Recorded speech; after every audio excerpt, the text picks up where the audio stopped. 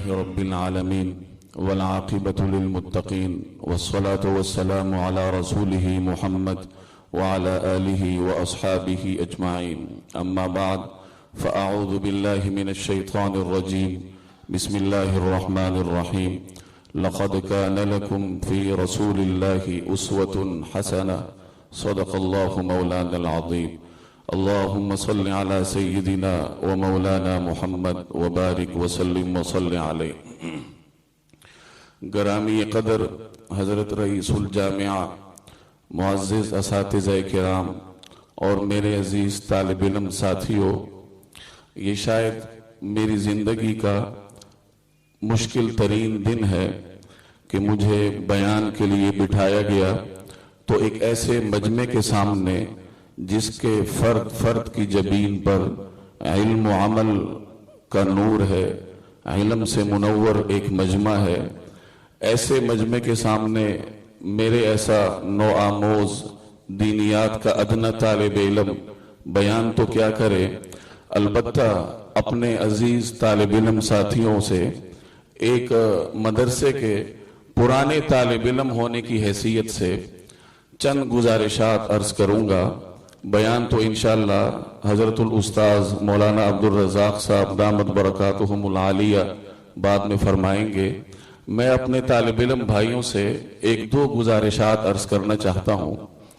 میرے عزیز طالب علم ساتھیوں، جب میرے اور آپ جیسا ایک طالب علم نبی کریم سرور دو عالم صلی اللہ علیہ وسلم کا مقام اور مرتبہ جاننے کے لیے بیٹھتا ہے، یا جب کوئی سیرت نگار نبی کریم صلی اللہ علیہ وسلم کی سیرت کو لکھنے کے لیے اور آپ کی حیات طیبہ پر تحقیق کرنے کے لیے قلم اٹھاتا ہے اور تحقیق کے لیے کتابوں کا اور مآخذ کی طرف رخ کرتا ہے، تو اس کے لیے جو سب سے پہلا اور بنیادی ماخذ ہے وہ قرآن کریم ہے۔ سب سے پہلے اللہ جل جلالہ نے بذات خود قرآن کریم میں سرکار دو عالم سرور کونین صلی اللہ علیہ وسلم کی سیرت پر مختلف طریقوں سے طرح طرح کے بیانات پر مشتمل آیات نازل فرمائی ہیں۔ مثال کے طور پر نبی کریم صلی اللہ علیہ وسلم کی حیات طیبہ کی مختلف جزیات کو اللہ جل جلالہ نے قرآن کریم میں ذکر فرمایا۔ جب آپ کے گفتار اور آپ کے نطق کی بات آتی ہے تو قرآن کریم اس پر تصویب اور تصدیق کرتا ہے اور کہتا ہے وَمَا يَنْتِقُ عَنِ الْهَوَىٰ کہ یہ پیغمبر اپنی خواہشات کی بنیاد پر کچھ نہیں کہتے، بلکہ یہ جو کچھ کہتے ہیں اِنْ هُوَ إِلَّا وَحْيٌ يُوحَىٰ یہ وہی بات کرتے ہیں جو اللہ رب العالمین ان کی طرف وہی کرتے ہیں۔ یہ آپ کے گفتار کی بات تھی، اور جب آپ کی بصیرت کی بات آئی، آپ کے قوت فیصلہ یا علم و حکمت کی بات آئی، تو قرآن کریم پھر گواہی دیتا ہے ما کذب الفؤاد ما رأى کہ پیغمبر جو کچھ دیکھتے ہیں ان کی بصیرت اس میں غلطی نہیں کرتی۔ اور جب آپ صلی اللہ علیہ وسلم کی بصارت کی بات آئی تو قرآن کریم پھر گواہی دیتا ہے ما زاغ البصر وما طغى کہ پیغمبر کی بصارت، پیغمبر کی مبارک آنکھیں جس چیز کو دیکھتی ہیں اس کو دیکھنے میں یا اس کو بعد میں بیان کرنے میں کسی قسم کا دھوکہ نہیں کھاتی۔ جب نبی کریم صلی اللہ علیہ وسلم کے علم کی بات آتی ہے تو قرآن کریم گواہی دیتا ہے علمہ شدید القویٰ کہ یہ ایک مضبوط استاد کے پڑھائے ہوئے ہیں۔ نبی کریم سرور دو عالم صلی اللہ علیہ وسلم کی زندگی کی جزیات تو ایک طرف رہی، قرآن کریم میں اللہ جل جلالہ نے آپ کی مکمل حیات طیبہ کی قسم اٹھا کر گویا ایک تصویب کر دی، تصدیق کر دی کہ میرے اس محبوب صلی اللہ علیہ وسلم کی مکمل حیات ہر قسم کی کمزوری سے پاک ہے۔ چنانچہ فرمایا لعمرک کہ اے پیغمبر ہمیں آپ کی عمر کی قسم، کس قدر مبارک حیات ہوگی، کس قدر بابرکت اور پاکیزہ زندگی ہوگی، وہ حیات طیبہ جس کی قسم باری تعالی بذات خود کھاتے ہیں۔ اور یہ کوئی معمولی زندگی نہیں تھی۔ نبی کریم صلی اللہ علیہ وسلم نے جب قریش مکہ کو دعوت دینا کیا آغاز کیا تو آپ نے سب سے پہلے اپنی حیات طیبہ کو بطور مثال کے پیش کیا اور قریش سے کہا کہ میں تمہارے اندر ایک عمر گزار چکا ہوں، ایک زندگی گزار چکا ہوں، تم میرا کردار دیکھ چکے، میری گفتار دیکھ چکے۔ اب یہ کوئی معمولی بات نہیں ہوتی کہ کوئی شخصیت جب اپنے مشن کا آغاز کرتی ہے تو آغاز ہی میں اپنے کردار کو بطور چیلنج کے پیش کرے۔ پیغمبر کے سوا کوئی بشر یہ کام نہیں کر سکتا۔ یہ سرکار دو عالم سرور کونین صلی اللہ علیہ وسلم کا مقام ہے جو قرآن کریم بیان کرتا ہے۔ اور ایک اور رخ سے بھی اللہ جل جلالہ مجھے اور آپ کو نبی کریم صلی اللہ علیہ وسلم کی اہمیت کا احساس دلاتے ہیں، اور وہ رخ یہ ہے اللہ جل جلالہ کا طرز تخاطب کہ اللہ تعالیٰ مخاطب کیسے کرتے ہیں پیغمبر کو۔ جتنے پیغمبروں کو قرآن کریم میں اللہ تعالیٰ مخاطب فرماتے ہیں نام لے کر مخاطب کرتے ہیں، یا یحییٰ خذ الکتاب بقوہ، اور جب حضرت داؤد سے خطاب ہوا تو فرمایا یا داؤد انا جعلناک خلیفۃ فی الارض۔ جب حضرت زکریا سے خطاب ہوا تو ان کا نام لے کر فرمایا یا زکریا انا نبشرک بغلام۔ جب حضرت عیسیٰ سے خطاب کی باری آئی تو ان کا نام لے کر فرمایا یا عیسیٰ انی متوفیک۔ جب حضرت آدم سے خطاب کی باری آئی ان کا نام لیا، حضرت موسیٰ سے خطاب کی باری آئی ان کا نام لے کر یا موسیٰ فرمایا۔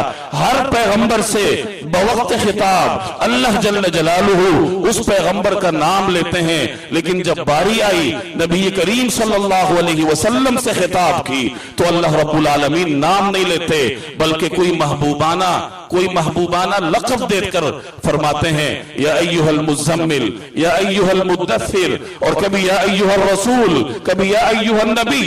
گویا ایک خط فاصل قائم فرما دیا دیگر انبیاء کرام میں اور سرور کونین صلی اللہ علیہ وسلم میں۔ یہ مجھے اور آپ کو احساس دلایا جا رہا کہ تم کسی معمولی پیغمبر کی امت نہیں ہو۔ اور ایک اور پہلو بھی ہے قرآن کریم کا کہ جب انبیاء کرام کا تذکرہ ہوتا ہے یا انبیاء کرام پر انعامات کا ذکر ہوتا ہے تو اللہ جل جلالہ ذکر کرتے ہیں کہ فلاں پیغمبر نے یہ چیز مانگی۔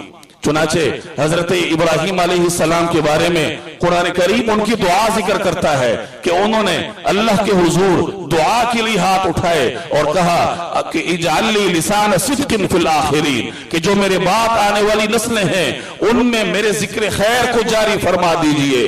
تو پیغمبر کو بعد کے آنے والی نسلوں میں اپنا ذکر خیر جاری کرنے کے لیے اللہ کے حضور دعا کرنی پڑی، لیکن جب باری آئی نبی کریم صلی اللہ علیہ وسلم کی تو اللہ رب العالمین نے بغیر مانگے بغیر دعا کیے اعلان فرمایا وَرَفَعْنَا لَكَ ذِكْرَكَ، اے پیغمبر ہم نے آپ کا ذکر بلند کر دیا۔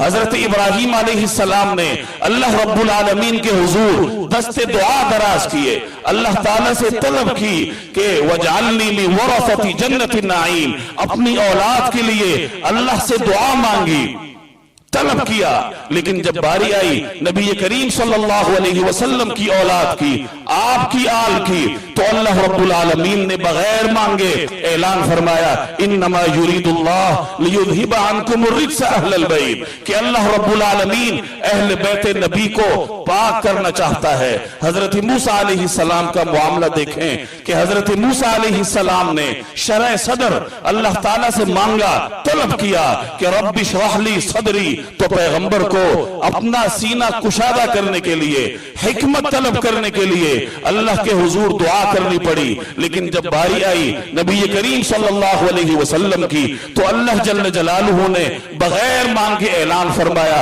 الم نشرح لک صدرک، کہ اے پیغمبر کیا ہم نے آپ کا سینہ کشادہ نہیں کیا۔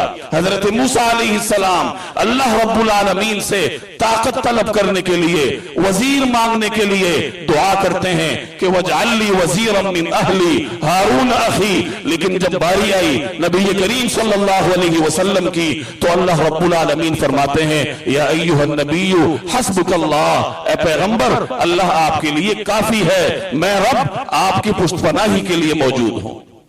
یہ مختلف پہلو ہیں कुरान करीम के एक अदना तालिब इल्म की हैसियत से मैं आपके सामने अर्ज करता हूं कि अल्लाह रब्बुल आलमीन मुख्तलिफ पहलुओं से मुझे और आपको नबी करीम सल्लल्लाहु अलैहि वसल्लम की सीरत का बयान फरमाते हैं। एक और पहलू है कुरान का कि जब कभी नबी करीम सल्लल्लाहु अलैहि वसल्लम पर कोई गम की हालत आई या आप सल्लल्लाहु अलैहि वसल्लम पर कोई सानेहा आपको दरपेश हुआ और आप गम की हालत में गए तो अल्लाह रब्बुल आलमीन तसल्ली के लिए आयात नाजिल करते हैं। लअल्लका बाखिउन नफ्सक, जब आप सल्लल्लाहु अलैहि वसल्लम मुशरिकीन की ढटाई पर अफसुर्दा थे या उनके गलत रिस्पांस पर आप सल्लल्लाहु अलैहि वसल्लम दिलगीर थे तो अल्लाह जल्ल जलालुहु बजाते खुद आपको तसल्ली देते हुए फरमाते हैं लअल्लका बाखिउन नफ्सक अला अल्ला यकूनु मुमिनीन, कि कहीं आप अपने आप को नुकसान न पहुंचा बैठे इनके गम में। ये तसल्ली दी जा रही। और एक और पहलू है कुरान करीम का कि जब आप पर रोए जमीन में कोई इल्जाम लगता है तो अल्लाह जल्ल जलालुहु उस इल्जाम का बराह रास्त जवाब देते हैं। सूरह कौसर आपने पढ़ी होगी कि जब मुशरिकीन ने आप सल्लल्लाहु अलैहि वसल्लम की नरीना औलाद के इस दुनिया से रुखसत होने पर नबी करीम सल्लल्लाहु अलैहि वसल्लम पर इल्जाम तराशी की और आपको अबतर का नाम दिया। अबतर जिसकी नस्ल ना हो, दुमकटा। जब आपको माअज़ अल्लाह अबतर कहा और आपके खिलाफ प्रोपेगंडे किए तो जवाब अल्लाह जल्ल जलालुहु ने बजाते खुद दिया, इन्ना आतैनाकल कौसर। ए पैगंबर, आप फिक्र क्यों करते हैं, हमने आपको हौज़े कौसर अता की, खैर कसीर अता की। आप इनके प्रोपेगंडों पर कान मत धरिए बल्कि फसल्लि लिरब्बिका वन्हर, अपने पैगंबर की इबादत कीजिए। क्यों? इन्न शानिअका हुवल अबतर, ये आपको अबतर कहने वाले, ये आपके दुश्मन, ये बजाते खुद अबतर हैं। कितनी अजीब शान है कि जिन अल्फाज के साथ रोए जमीन पर मौजूद आपके बदतरीन दुश्मन आप सल्लल्लाहु अलैहि वसल्लम पर इल्जाम लगाते हैं, उन्हीं अल्फाज के साथ अल्लाह जल्ल जलालुहु उनको जवाब देता है। अबू लहब ने क्या कहा था आपको कि तब्बल लका या मोहम्मद अलिहादा जमातना, कि ए मोहम्मद सल्लल्लाहु अलैहि वसल्लम माअज़ अल्लाह तब्बल लका, आपका सत्यानाश हो। कोहे सफा पर खड़े होकर उसने ये गुस्ताखाना जुमला कहा। अब अल्लाह जल्ल जलालुहु ने इन्हीं अल्फाज के साथ उसको जवाब दिया और उस जवाब को क़यामत तक के लिए कुरान करीम का जुज बना दिया। तब्बत यदा अबी लहबिन व तब, कि कौन है ये अबू लहब जो हमारे महबूब को तब के अल्फाज के साथ पुकारता है। तब्बत यदा अबी लहबिन व तब, इसके अपने हाथ टूट गए और ये बजाते खुद बर्बाद हुआ। सूरह कलम की इब्तिदाई आयात से आप वाकिफ है कि जब कुछ लोगों ने नबी करीम सल्लल्लाहु अलैहि वसल्लम पर इल्जाम तराशी की, आपको मजनून कहा, तो अल्लाह जल्ल जलालुहु ने बजाते खुद उनको जवाब दिया। ये कुरान करीम के वो पहलू हैं जो मुझे और आपको नबी करीम सरवर दो आलम सल्लल्लाहु अलैहि वसल्लम की अहमियत का और आपकी आजमत का एहसास दिलाते हैं। मैं और आप हुजूर सल्लल्लाहु अलैहि वसल्लम का मकाम क्या बयान करेंगे, हमारी क्या हैसियत है कि हम नबी करीम सरवर दो आलम सल्लल्लाहु अलैहि वसल्लम का मकाम बयान करें। शेख सादी ने क्या खूब कहा, या साहिबल जमाल व या सय्यदल बशर मिन वजहिकल मुनीर लक़द नूविरल क़मर ला युमकिनु समा कमा कान हक़्क़ुहु बादस खुदा बुज़ुर्ग तूई क़िस्सा मुख्तसर, कि हम क्या मदह बयान करेंगे, हम क्या तारीफ करेंगे सरकार दो आलम सल्लल्लाहु अलैहि वसल्लम की। इसलिए कि एक ही जुमला हम कहते हैं कि अल्लाह जल्ल जलालुहु के बाद जो भी आजमत है, जो भी बड़ाई है, वो सिर्फ और सिर्फ आपके लिए है। नबूवत के असरार कोई नबी ही जान सकता है। जैसे आप सल्लल्लाहु अलैहि वसल्लम को अल्लाह जल्ल जलालुहु ने मक़ाम क़ौसैन औ अदना वहां तक बुलाया, सुम्मा दना फतदल्ला, ये मनसब आपको अता फरमाया। अब इसके राज मैं और आप क्या जाने, ये तो नबूवत के असरार हैं, नबूवत के रमूज हैं जो एक पैगंबर ही जान सकता है। डॉक्टर के रमूज डॉक्टर जानता है, इंजीनियर के असरार और बारीकियां एक इंजीनियर जान सकता है, कोई आम आदमी नहीं जान सकता। और वो भी ऐसा इंजीनियर जो उस इंजीनियर से आगे हो, उससे बड़ा हो। اسی طریقے سے نبی کریم صلی اللہ علیہ وسلم اور اللہ جل جلالہ کے مابین جو رابطہ، جو تعلق، جو نبوت کے اسرار اور رموز ہیں، انہیں کوئی نبی ہی جان سکتا ہے۔ میری اور آپ کی عقل کہاں تک پہنچے۔ صحیح بخاری کی ایک روایت ہے کہ نبی کریم صلی اللہ علیہ وسلم نے صحابہ کو حکم دیا کہ صوم وصال مت رکھو۔ صوم وصال آپ جانتے ہیں کہ بغیر سحری، بغیر افطاری کیے کئی روزوں کو برقرار رکھنا، مداومت کرنا، صوم وصال۔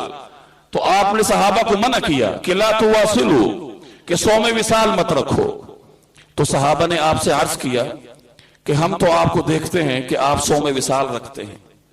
اس حدیث میں ذرا غور کیجئے گا کہ ہم تو آپ کو دیکھتے ہیں کہ آپ صوم وصال رکھتے ہیں، تو ہمیں کیوں اجازت نہیں ہے؟ تو نبی کریم صلی اللہ علیہ وسلم جواب میں کیا ارشاد فرماتے ہیں کہ انی لست کہیئتکم، اور ایک روایت کے الفاظ ہیں ایکم مثلی، کہ تم میں سے کون میرے برابر ہو سکتا ہے، یا تم کیسے میری برابری کر سکتے ہو؟ کیوں؟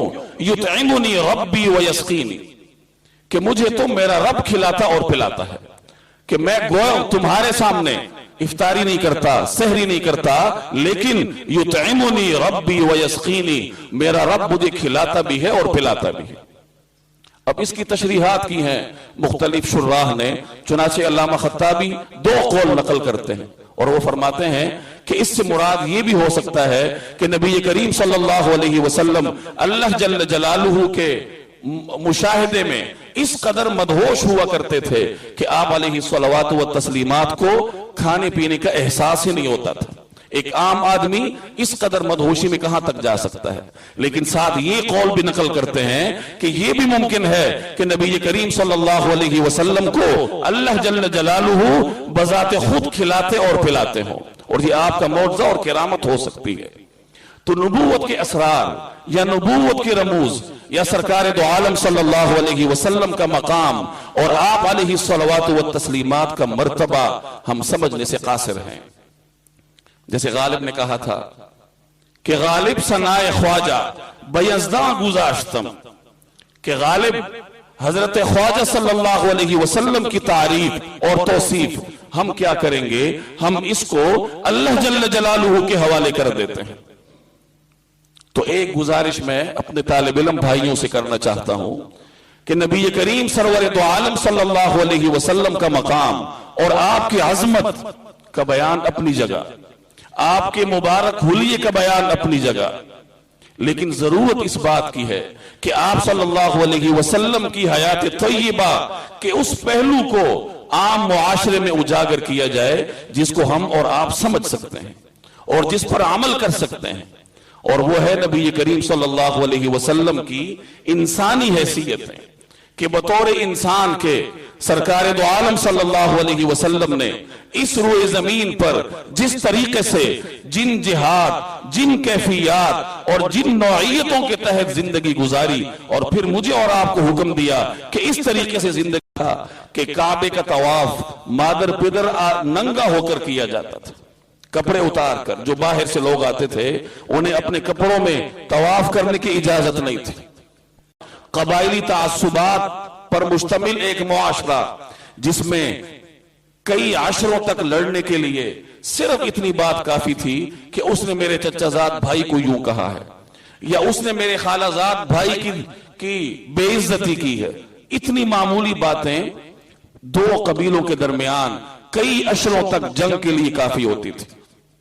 ایام العرب کے نام سے بہت بڑا موضوع ہے سیرت کا کہ زمانے جاہلیت میں عرب کن تعصبات کا شکار ہو کر آپس میں کشت و خون میں مصروف ہوتے تھے۔ ایک مشہور جنگ تاریخ کے اوراق میں ملتی ہے حرب بسوس کے نام سے۔ اب یہ بڑی عجیب و غریب جنگ تھی جو 40 برس تک، 40 زبان سے کہا جا سکتا ہے، جو 40 برس تک دو قبیلوں کے درمیان یہ چلتی رہی۔ اور یہ شروع کیسے ہوئی کہ بسوس نام کی ایک خاتون تھی، اس کی اونٹنی ایک دوسرے قبیلے میں کلیب نامی ایک شخص کے باغ میں گئی۔ اب اس سے یہ گوارا نہ ہوا کہ میرے باغیچے میں یہ اونٹنی کیوں آئی ہے، چنانچہ اس نے اس پہ تیر چلا دیا، اس کے تھن زخمی کر دیے۔ اب جب یہ زخمی اونٹنی واپس گئی تو اس خاتون مالکن جو اونٹنی کی مالکن تھی اس کا بھانجا یہ گوارا نہیں کر سکا کہ میری خالہ کی اونٹنی، یہ عربوں کا تعصب تھا کہ میری خالہ کی اونٹنی پر کسی نے تیر چلایا، اس کی یہ مجال، یہ ہمت، چنانچہ وہ تلوار لے کے گیا اور اس کا کام تمام کر دیا، قتل کر دیا اس کو۔ اب اس بات پر دو قبیلوں کے درمیان لڑائی شروع ہوئی جو 40 برس تک چلتی رہی۔ اسی طریقے سے حرب بنی اصفہان ایک مشہور لڑائی ہے، ایام الجارس تک یہ لڑائی چلتی رہی، اور یہ بھی ایک معمولی بات پہ شروع ہوئی۔ کبھی ایک کہتا میرا گھوڑا آگے بڑھ گیا، دوسرا کہتا نہیں میرا آگے بڑھ گیا، اس معمولی سے مکالمے پر لڑائی شروع ہو جاتی، اور وہ دو افراد سے دو خاندانوں میں منتقل ہوتی، دونوں خاندانوں سے دونوں قبائل میں منتقل ہوتی، اور وہ پھر عشروں تک چلتی۔ ایک عرب محقق لکھتا ہے کہ عربوں نے 2 یا 3 صدیاں یہ خون بہانے میں گزاری تھی۔ مدینہ منورہ میں انصار کے 2 قبائل تھے، اوس اور خزرج، ان کے بارے میں آتا ہے کہ یہ 150 برس تک آپس میں دست و گرے مار رہے تھے، مسلسل لڑائیاں لڑتے رہے تھے، ایسا عجیب معاشرہ تھا۔ اور لڑائیاں لڑنے کی ایک بڑی وجہ یہ تھی کہ اس جزیرہ نمائے عرب میں کوئی مرکزی حکومت نہیں تھی۔ اس وقت بڑی بڑی حکومتیں تھیں، مجوسیوں کی سلطنت تھی ایران کی جس کا سربراہ کسرا کہلاتا تھا، دوسری طرف عیسائیوں کی سلطنت تھی قیصر کی زیر نگرانی۔ یہ بڑی بڑی سلطنتیں تھیں جن کے زیر نگین اور چھوٹے بڑے ممالک ہوا کرتے تھے جو کسی مرکزی قانون کے تحت چلتے تھے۔ یہ واحد علاقہ تھا جزیرہ نمائے عرب کا جس میں کوئی مرکزی حکومت نہیں تھی، ہر قبیلے کی اپنی حکومت تھی، ہر قبیلے کی اپنی ریاست تھی، اور آپس میں یہ عشروں تک لڑا کرتے تھے۔ ایک ایسے معاشرے کو نبی کریم صلی اللہ علیہ وسلم نے تبدیل فرمایا تو آخر کیسے فرمایا؟ سرکار دو عالم صلی اللہ علیہ وسلم نے اس معاشرے میں جب اپنے مشن کا آغاز کیا تو کوہ صفا پر کھڑے ہو کر آپ اعلان فرماتے ہیں کہ قولوا لا الہ الا اللہ تفلحوا، اے لوگو کہہ دو کہ اللہ کے سوا کوئی معبود نہیں، فلاح پا جاؤ گے۔ اب یہ ایک ایسے معاشرے میں اپنے مشن کا آغاز ہے جو بے حیائی میں اپنی عروج تک پہنچ چکا، جو جہالت کی مثال سمجھا جاتا ہے پورے عالم میں۔ ایک ایسے معاشرے میں جب آپ اپنے ان مبارک الفاظ کے ساتھ اپنی دعوت کا آغاز کرتے ہیں، اور ٹھیک 22 یا 23 برس کے بعد اسی کوہ صفا کے پڑوس میں منا کے میدان میں فزت ورب الکعبہ کہ اللہ کی قسم میں کامیاب ہو گیا، ان الفاظ کے ساتھ اپنے مشن کی تکمیل کا اعلان بھی فرماتے ہیں۔ اور نہ صرف اعلان فرمایا بلکہ اپنے سامنے موجود صحابہ اپنے پیروکاروں کو اپنے اس اعلان پر گواہ بھی بنایا۔ چنانچہ صحابہ سے پوچھتے ہیں انکم تسألون عنی فماذا انتم قائلون، کہ اے لوگو میرے بارے میں تم سے پوچھا جائے گا، میرے مشن کے بارے میں، نبوت کے فرائض کے بارے میں آپ سے پوچھا جائے گا تو آپ کیا جواب دیں گے؟ تو صحابہ نے عرض کیا نشہد، ہم یہ گواہی دیں گے بِأَنَّكَ بَلَّغْتَ وَأَدَّيْتَ وَنَصَحْتَ، کہ آپ صلی اللہ علیہ وسلم نے نبوت کے فریضے کو احسن طریقے کے ساتھ ہم تک پہنچایا، اس کو ادا فرمایا، اور ہمیں اچھے انداز سے نصیحت کے راستے پر گامزن کیا۔ یہ کتنی عجیب بات ہے، آپ ذرا زمینی حقائق کی روشنی میں اس پر غور کریں کہ کس طریقے سے سرکار دو عالم صلی اللہ علیہ وسلم اس جاہلیت کے معاشرے میں اپنے مشن کا آغاز فرماتے ہیں، اور 23 برس کے قلیل عرصے میں اس کو تکمیل تک پہنچا کر اس کا اعلان فرماتے ہوئے اپنے صحابہ کو اس پر گواہ بھی بناتے ہیں۔ کیا ہے کوئی مثال اس کی؟ ایک عیسائی مورخ، عیسائی مصنف لکھتا ہے، اس نے ایک کتاب لکھی 100 بڑے کامیاب انسان، اور سب سے پہلے نبی کریم صلی اللہ علیہ وسلم کا تذکرہ کرتا ہے، اور پھر اس سوال کا جواب بھی دیتا ہے کہ اگر کسی کو یہ اعتراض ہے کہ جب میرا اس شخصیت پہ ایمان نہیں تو میں کامیاب ترین لوگوں کی فہرست میں اس کو سر فہرست کیسے رکھتا ہوں؟ چنانچہ وہ اعتراف کرتا ہے کہ جو میں نے ایک معیار بنایا، میرے طے کردہ معیار کے مطابق اس شخصیت سے بڑھ کر کوئی کامیاب شخصیت میری نظر سے گزری نہیں۔ یعنی اپنے تو اپنے ہیں، غیر بھی آپ صلی اللہ علیہ وسلم کی مشن کی تکمیل اور کامیابی کے گواہ ہیں۔ یہ ایک بہت بڑا عملی پہلو ہے سیرت کا، جو میرے اور آپ جیسے طالب علموں کے لیے مطالعے کا ایک میدان فراہم کرتا ہے۔ اور اس سے آگے بڑھیے کہ نبی کریم صلی اللہ علیہ وسلم اس روئے زمین پر رہ کر کس طریقے سے رشتے نبھایا کرتے تھے۔ آپ ایک شوہر بھی تھے، ایک کامیاب ترین شوہر، جس کے بارے میں آپ صلی اللہ علیہ وسلم کی اہلیہ حضرت عائشہ گواہی دیتی ہیں کہ گھر میں معمولی کام کاج بھی آپ سر انجام دیا کرتے تھے۔ یحلب شاتہ ویخیط ثوبہ، اس قسم کے الفاظ آپ نے احادیث میں پڑھے ہوں گے کہ کہاں وہ مقام اور مرتبہ امام الانبیاء خاتم النبیین، اور کہاں یہ صورتحال کہ ادنا سے ادنا کام گھر میں ایک شوہر ہونے کی حیثیت سے اپنے دست اقدس سے سر انجام دیے جا رہے ہیں۔ زمین پر بیٹھ جایا کرتے تھے، چنانچہ ایک حدیث کے الفاظ ہیں کان یجلس علی الارض ویأکل علی الارض، کہ نبی کریم صلی اللہ علیہ وسلم زمین پر بیٹھنا گوارا فرماتے تھے اور زمین پر بیٹھ کر کھاتے بھی تھے۔ ویجیب دعوت المملوک، یہ ہمارے سرمایہ دار حضرات کے لیے ایک مثال ہے۔ وَيُجِيبُ دَعْوَةَ الْمَمْلُوكِ عَلَى خُبْزِ الشَّعِيرِ، کہ معمولی جو کی روٹی پر ایک غلام، ایک غریب انسان کی دعوت کو قبول فرماتے تھے۔ اب میں اور آپ اس طرح کر سکتے ہیں؟ ہمارے معاشرے میں ایک بڑے چودھری صاحب، ایک بڑے سرمایہ دار صاحب کیا اپنے معمولی مزدور کی معمولی سی دعوت قبول کرنا کیا اپنی شان کے خلاف نہیں سمجھتے؟ سرکار دو عالم صلی اللہ علیہ وسلم کے بارے میں ابن عساکر کی روایت ہے کہ کانا یرکب علی الحمار، کہ گدھے پر سواری بھی فرما لیا کرتے تھے۔ اور ایک اور الفاظ میں اس روایت میں اتنا اضافہ ہے عریاً، کہ وہ گدھے کی ننگی پیٹھ پر سواری فرما لیا کرتے تھے۔ اب اس زمانے میں گھوڑا یہ اعلیٰ ترین سواری کا جانور تھا، اونٹ ادنا متوسط سمجھا جاتا تھا، اور گدھا یہ ادنا ترین سواری تھی۔ لیکن نبی کریم صلی اللہ علیہ وسلم بے تکلف اس پر سوار ہو جایا کرتے تھے۔ کیا ہمارے معاشرے میں ہم اس چلن کو عام کر سکتے ہیں؟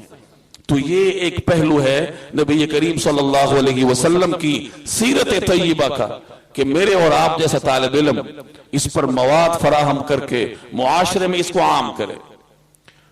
اور پہلو کہ آپ بحیثیت استاد کے کیسے آپ نے زندگی بسر کی، کس قدر حلم، شفقت اور محبت کے ساتھ نبی کریم صلی اللہ علیہ وسلم نے صحابہ کرام کو تعلیم دی۔ چنانچہ ایک صحابی ہیں حضرت معاویہ بن حکم رضی اللہ تعالی عنہ، یہ خود اپنا واقعہ بیان کرتے ہیں کہ میں مدینہ طیبہ میں حاضر ہوا۔ اب چونکہ نووارد تھے، باہر سے تشریف لائے تھے، انہیں معلوم نہیں تھا کہ نماز میں بولا نہیں کرتے، تو نماز میں بول پڑے، کوئی دعا پڑھ بیٹھے۔ اب صحابہ کرام نے رانوں پر ہاتھ مار کر انہیں گویا کہ ایک سگنل دیا کہ آپ نے غلط کام کیا، تو یہ گھبرا گئے۔ اب انہیں امید ہوگی کہ جب صحابہ کرام نے اتنا سخت رد عمل دیا تو نماز کے بعد نبی کریم صلی اللہ علیہ وسلم پتہ نہیں کس طرح کا معاملہ فرمائیں گے میرے ساتھ۔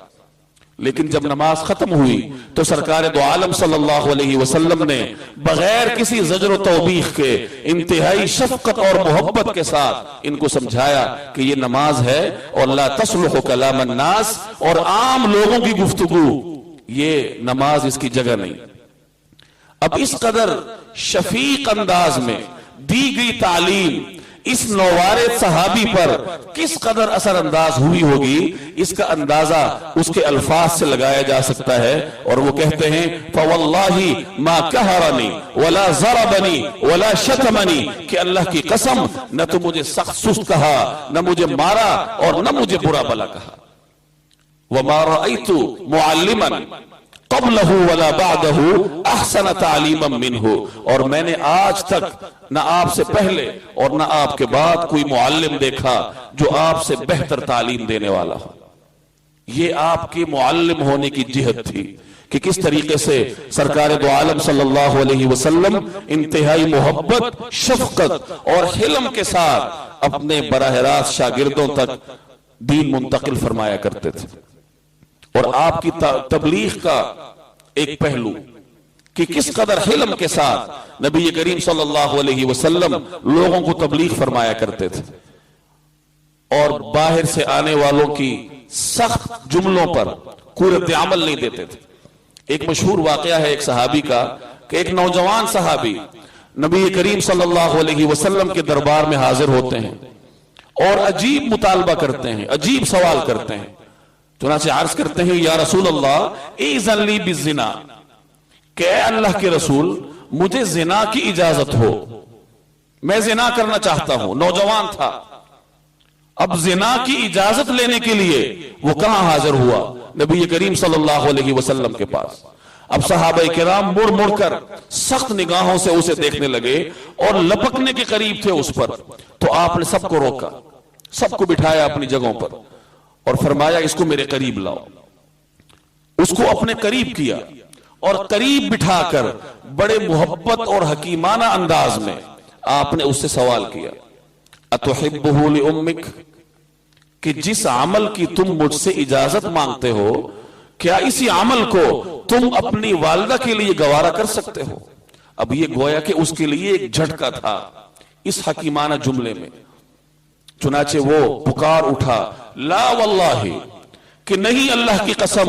اب اس کا اگلا جملہ سنیں، جعلنی اللہ فداک، کہ اے اللہ کے رسول اللہ مجھے آپ پر فدا کر دے۔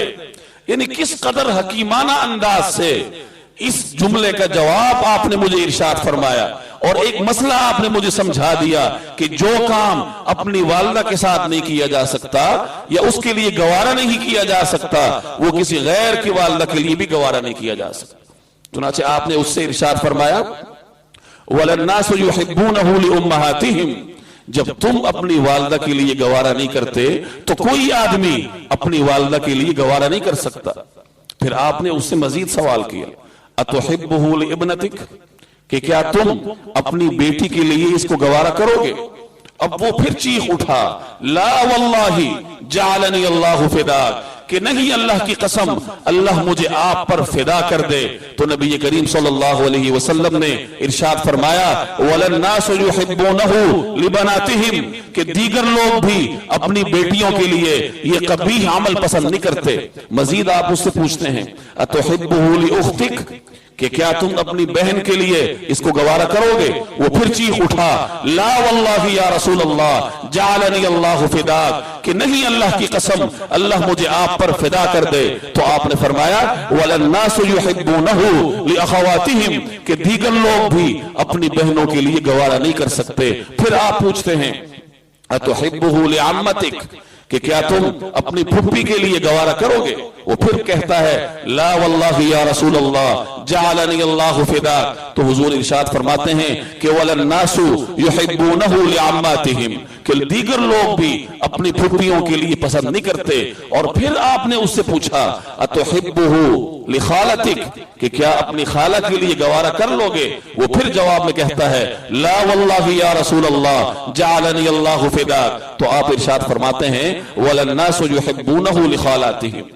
اب یہ ایک روایت ہے، اب آپ اس پہ غور فرمائیں کہ کس طریقے سے نبی کریم صلی اللہ علیہ وسلم نے عورت کے ہر پہلو کا ذکر فرما کر اس نوجوان صحابی کو یہ احساس دلا دیا کہ عورت چاہے کس حیثیت سے ہو اس کے ساتھ یہ قبیح عمل نہیں ہو سکتا۔ یہ آپ کی تبلیغ کا انداز تھا، حکیمانہ انداز، کہ غصے میں آنے کے برعکس یا سخت جواب دینا آپ گوارا نہیں فرماتے تھے، بلکہ انتہائی حکیمانہ انداز سے اپنی بات آگے پہنچانا نبی کریم صلی اللہ علیہ وسلم کا معمول تھا۔ اور بھی مختلف قسم کے پہلو ہیں نبی کریم صلی اللہ علیہ وسلم کی سیرت طیبہ کے، لیکن ان چند لمحات میں चंद मुंतशिर जुमलों के जरिए मैं अपने तालिब इल्म भाइयों को ये पैगाम देना चाहता हूं कि जब आप बाहर जाएं तो नबी करीम सल्लल्लाहु अलैहि वसल्लम का मकाम, आपकी आजमत, आपका मुकद्दस हुलिया, आपकी मुबारक जुल्फें, इनका बयान अपनी जगह, लेकिन आम मुआशरा उसको जरूरत है इस बात की कि आप उन्हें ये समझाएं कि नबी करीम सल्लल्लाहु अलैहि वसल्लम एक बाप की हैसियत से कैसे थे, हुजूर सल्लल्लाहु अलैहि वसल्लम एक शोहर की हैसियत से कैसे थे, नबी करीम सल्लल्लाहु अलैहि वसल्लम एक उस्ताद की हैसियत से आपने कैसे जिंदगी गुजारी, एक सिपा सालार की हैसियत से आपने अपनी अफवाज की क़यादत कैसे फरमाई, एक मुदब्बिर बादशाह की हैसियत से आपने रियासत मदीना की बुनियाद किस तरीके से रखी, और सबसे बढ़कर एक आम इंसान की हैसियत से नबी करीम सल्लल्लाहु अलैहि वसल्लम ने इस रोए जमीन पर किस तरीके से जिंदगी गुजारी। अगर मेरे और आप जैसे तालिब इल्म हुजूर सल्लल्लाहु अलैहि वसल्लम की इन जिहाद पर मवाद फराहम करके, मुताला करके मुआशरे में इसको आम करेंगे तो फिर वो वक्त दूर नहीं जब इस मुआशरे में आपको हर तरफ लक़द कान लकुम फी रसूलिल्लाहि उस्वतुन हसना, उस्वा हसना पर अमल करने वाले लोग मिलेंगे। अल्लाह जल्ल जलालुहु मेरे इन मुंतशिर जुमलों को अपनी बारगाह में कबूल फरमाए और हम सबको अमल की तौफीक अता फरमाए। वमा अलैना इल्लल बलाग।